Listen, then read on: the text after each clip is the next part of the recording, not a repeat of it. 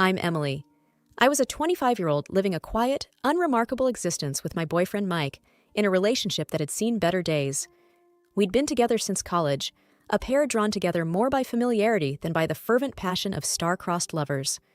Our arguments were frequent, often about Mike's disinterest in planning for the future or his latest gaming marathon that would last well into the early hours, leaving me to sleep alone. We were two people dancing around the inevitable conversation of, "Where's this going?" without ever actually taking the floor.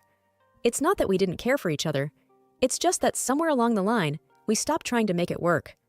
My parents, Sue and George, were the antithesis of us. Married for over 30 years, they still exchanged loving glances and shared private jokes, their bond seemingly unbreakable. They were my foundation, the steadfast love I aspired to find for myself, even if it wasn't going to be with Mike. On the evening of the crash, I remember arguing with Mike over something as trivial as unsorted laundry.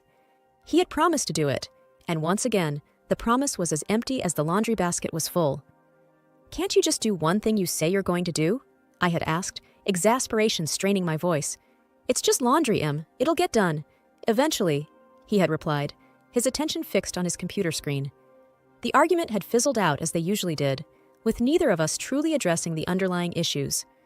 Later, as I sat in the back seat of my parents' car, the warmth of their chatter was a soothing balm to the residual frustration from the argument with Mike.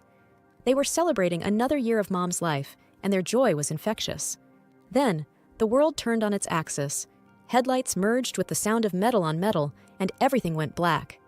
When I awoke, it was to the antiseptic smell of a hospital, the relentless beeping of the heart monitor, and a heavy blanket of dread. The doctor's words were clinical and detached, but the message was clear. My parents didn't make it, and my legs, my perfectly normal, taken-for-granted legs, might never carry me again. The truth settled like a stone in my stomach. I was suddenly, terrifyingly alone. Mike, the man I had just argued with about laundry, was now my only connection to a life before the crash. The life where my biggest worry was whether he'd sort the whites from the colors. As the reality of my parents' absence and my potential paralysis began to truly register, a hollow despair took root in me. The future, once a landscape of possibilities, now seemed like a barren field. The hospital room was a bubble where time moved both too quickly and not at all. After what seemed like an eternity of white walls and echoing silence, Mike walked in, his parents, Janet and Bob, a step behind him. The atmosphere was thick with a somberness that made my heart sink even lower, if that was possible. Mike pulled a chair up next to my bed and took my hand, his usual bravado absent. His parents stood by the door, a united front of awkward concern. "Hey, Em," Mike began, his voice a rough whisper. "I've been doing some thinking, a lot of thinking, actually." "Thinking?" I echoed, my voice dull. "About what?" "About us," he said, and his eyes met mine, filled with an emotion I couldn't quite place. All of this, it's made me see how short life can be." I wanted to say something, to ask what he meant, but the words seemed to stick in my throat. "I don't want to wait for the perfect moment anymore because it might never come," he continued, squeezing my hand. "What I'm trying to say is, will you marry me, Emily?" The question hung in the air, heavy and unexpected. It was the last thing I thought I'd hear, especially now. I searched his face for a sign of the impulsive Mike I knew, the one who acted first and thought later. But all I saw was earnestness. His mother, Janet, stepped forward, her hands clasped in front of her. "We want you to be a part of our family, Emily. We'll take care of you." "And it's not out of pity," Bob added quickly. "It's because we love you, and we want to support Mike in taking this step." I was stunned, my mind racing. This was a lifeline, unexpected, and maybe even a little reckless, but a lifeline nonetheless. I looked at Mike, really looked at him, and saw not just my sometimes immature boyfriend, but a man offering his support in the most uncertain time of my life. "Mike, My voice trailed off as I tried to gather my thoughts. "It's okay, Em. You don't have to decide right now. I just wanted you to know how I feel," he said, his thumb rubbing circles on the back of my hand. I thought about my parents, about the unwavering love and support they had always shown me. Wasn't this what they would have wanted? For me to be loved and cared for, no matter what? "Mike, I don't know what the future holds for me, for us. But yes," I found myself saying, the words stronger than I felt. "Yes, I'll marry you." A smile, the first genuine one I'd seen in days, spread across Mike's face. Janet let out a soft sob, covering her mouth with her hand, and even Bob's eyes glistened with unshed tears. Moving into my parents' house with Mike should have been a fresh start, a new chapter. The house was too big for just one person, and everywhere I looked, I saw memories of my parents. I thought having Mike with me would fill some of those empty spaces, but I was quickly learning that his presence was a reminder of what was missing, not a replacement. The first few days, he was attentive, always checking on me, making sure I had everything I needed within reach. But as days turned into weeks, the attentive husband act began to wear thin. Mike started spending more time on his computer, his headphones on, shutting me out. One evening, as I maneuvered my wheelchair into the kitchen, I found him staring blankly at his screen. "Mike, have you thought about looking for a new job?" I asked, trying to keep my tone light. "The insurance won't cover everything, and the bills are starting to pile up." He didn't look away from the screen. "I told you, Em, I'm taking care of you now. That's my job." "But I can take care of myself during the day," I pushed back, feeling a twinge of frustration. "You don't need to be here all the time." Finally, he turned to face me, his expression a mix of irritation and something else I couldn't quite read. "What do you want from me, Em? I'm here, aren't I?" I was taken aback by his tone. "Being physically here isn't the same as being present, Mike. I need a partner, not just a roommate." He stood up abruptly, his chair scraping against the tile. "You know what, Em? Maybe I need more than this too. Maybe I wasn't cut out to be a nursemaid."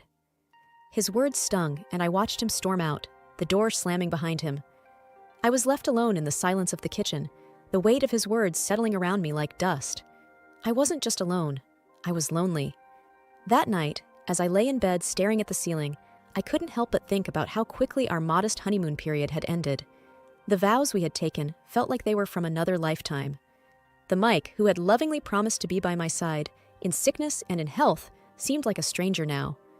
As the weeks dragged on, his absences grew longer, and the excuses more flimsy. He was either out with friends or lost in a digital world that didn't seem to have room for me. I felt like an obstacle in his life, a burden he hadn't anticipated. One particularly tough day, when the pain was bad, and the house felt more like a mausoleum than a home, I heard the front door open. Expecting Mike, I called out, "Is that you?"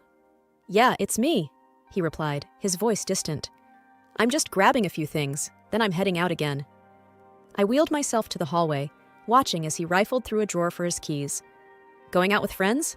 I asked, trying to mask the hurt in my voice. He paused, keys in hand, and sighed. "Em, I need some space, okay? It's not easy for me either, all this." I nodded, biting back tears. "I know. I just thought we could maybe spend some time together, like we used to." He shrugged, avoiding my eyes. "Maybe when things settle down a bit, I gotta go." The house felt emptier with each passing day, a vast space filled with silence and the ghost of better times. It wasn't just Mike's absence or the silence left in the wake of my parents' voices. It was the small things that started to go missing. A vase my mother loved, a silver frame holding a family photo, a painting that used to hang in the hallway. I first noticed it when I was trying to distract myself with memories. I wheeled myself into the living room, intent on looking through the photo albums. But as my eyes scanned the room, they fell on the bare patch of wall where the painting had been. Confusion knotted my brow. "Mike!" I called out, unsure when he had last gone out. There was no answer, and the emptiness of the house seemed to echo back at me. That evening, when Mike returned, I asked him, "Have you seen the landscape painting that used to be in the hallway?" He barely glanced up from his phone. "Oh, that old thing? Yeah, it was getting dusty, and I figured we could use the space for something else." Something about his casual dismissal didn't sit right with me. "But it was my mom's favorite," I said, a tremor of unease in my voice. He shrugged, his attention still half on his screen. "We can get another painting, Em. It's no big deal." But it was a big deal. The items that went missing next were unmistakable, things that had been in my family for years. One afternoon, I caught Janet, Mike's mom, in the act. She was bustling around the living room with a big black garbage bag. "Janet, what are you doing?" I asked, my voice sharp with alarm. She jumped, a guilty flush creeping up her neck. "Oh, just some spring cleaning, dear. This place is cluttered with so many old things." "But those are my things," I protested, my heart rate picking up. There, she cooed, her voice sickly sweet. "We're just making things nicer for you. You'll thank us later." I watched her like a hawk every time she visited after that, but the thefts became sneakier, more calculated. And every time I brought it up, I was met with reassurances that it was all in my best interest. One night, lying in bed, I turned to Mike, who was scrolling through his phone, as had become his nighttime ritual. "Mike, your parents have been taking things from the house. My things." He didn't look up. "Mom's just trying to help. You know she's got a knack for this stuff." "Help?" I echoed, disbelief coloring my tone. "By taking my parents' belongings?" He sighed, finally setting his phone down and turning to face me. "Look, Em, they think we should be looking forward, not backward. They're just trying to take some of the load off you." I wanted to scream, to rage against the violation, the disrespect. But I was tired of fighting, tired of questioning my own sanity. "This isn't what I want," I whispered, the fight draining out of me. Mike reached over and patted my hand, a gesture that felt more patronizing than comforting. "Try to get some sleep, Em. Things will look better in the morning." I couldn't take it anymore and confided in Anna, my closest friend who was also a massage therapist. She had been helping with my rehabilitation, her visits a rare source of relief. "Anna, things are going missing around the house," I confided as she worked on my stiff muscles. "And I can't shake the feeling that Mike and his parents are behind it." Anna paused, her hands stilling on my shoulders. "Have you talked to Mike about this?" "I have, but he just brushes it off. Says his parents are helping us by decluttering." I let out a hollow laugh. "But it's only my family's things that are disappearing." Anna's brows furrowed in concern. "That doesn't sound right, Em. Do you want me to do something? Maybe come by more often? Keep an eye out?" The idea sparked something in me, a plan forming from the embers of my frustration. "Could you, I don't know, maybe help me set up some sort of camera or something to record what's going on when I'm not in the room?" With a nod of determination, Anna agreed. "I'll bring something over tomorrow. We'll get to the bottom of this." True to her word, Anna came back the next day with some discreet recording devices, which she placed in strategic locations around the house. It felt like something out of a spy movie, and if I wasn't so desperate for the truth, I might have laughed at the absurdity of it all. A few days later, Anna returned with the recordings, and we sat down to listen. The voices of Mike and his parents filled the room, and the blood in my veins turned to ice as their scheme unfolded through their casual conversation. "And once we get her committed, the house and everything in it will be ours," Mike's voice said, clear and cold.